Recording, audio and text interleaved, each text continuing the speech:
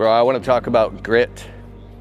Grit is when the going gets tough, the tough get going. My mom actually used to say that, and I love my mother before she passed away because she mixed crack and heroin. And I cried, and I had to pick myself up, and I had to learn grit. When I watch a lot of my best friends overdose on drugs and alcohol, and I had to carry their caskets sobbing, I felt like I didn't even want to leave the house, and it was a sunny day. Bro, I had to learn grit. When my little dog passed away in my arms after giving him CPR for 15 minutes because he had a heart attack, and I cried. I was depressed, but I had to pick myself up because of grit. Grit. Every dog thinks his fleas bite the hardest, and no matter what you go through in life, you're gonna go through some stuff. But it's the pressure that turns you into a diamond. So I just want to encourage you, my friend. The most successful people I know are actually the people who have been through the trenches of crap, and they found a way to keep pulling themselves up by the bootstraps no matter how hard it got. And another thing I've been thinking about is, who do you praise when it's good? Because the good times are gonna come. The success that you've been dreaming about, that you've been begging and praying to the Lord about from the bottom of your heart, in your isolation and your depression, the resentment and the guilt, there's gonna come a time where that stuff is gonna break off of you. And you're gonna catapult into success, and it's gonna happen fast. I was warned about this by mentors. They're like, bro, it's gonna come fast, but I'm warning you now. When the times are good, you got to keep praising God and stay humble.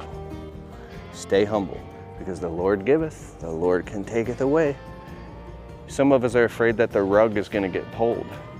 We're going to end up back in that scary place, and it could happen. But you know, moment by moment, you see the red flags, right?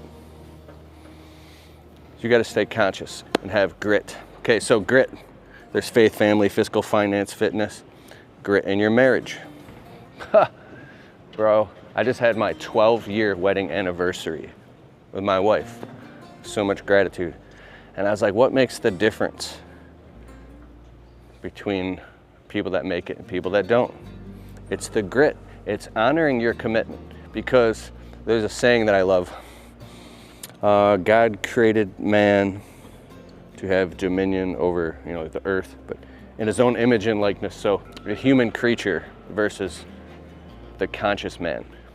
We have this creature and that we are, but you have this consciousness as well. So when you stay conscious and you have visions and missions and mandates and you have maxims and things, bro, it's really just God. That's what it comes down to, right? You find out what your purpose is, you develop yourself for that purpose so you can live into that purpose and live that purpose out in your life. And there's certain rules. So marriage, you always make it work no matter what. You never, ever, ever do anything to sacrifice that. When business gets tough, you stay in there and you stick in there. He who cares the most wins. You take care of your customers and your clients, you take care of your employees, and you do what's right no matter how hard it is, and don't get greedy, be biting off more than you can chew, right? If you don't have a plan to finish building something, why are you gonna build the whole thing if you don't even have anywhere near the funds? You're just jumping on faith. Some people do it, man, it's amazing, but if you have enough grit, you can do it. The next thing I want to say, finances and grit.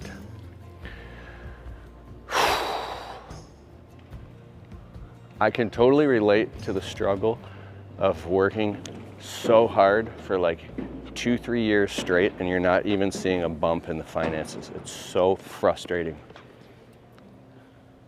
Grit is the ability not only to keep going, but it's to recognize, man, I got to get humble and I got to go find help. Even if you have to pay for coaching, and go get around some really successful people that can help you break through to the next level.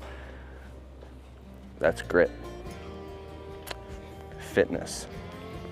If you're stress eating because you're so stressed out, you're eating all types of crap and junk food and just chocolate and stuffing your face with deep fried foods, what's going to happen, it's going to bog you down.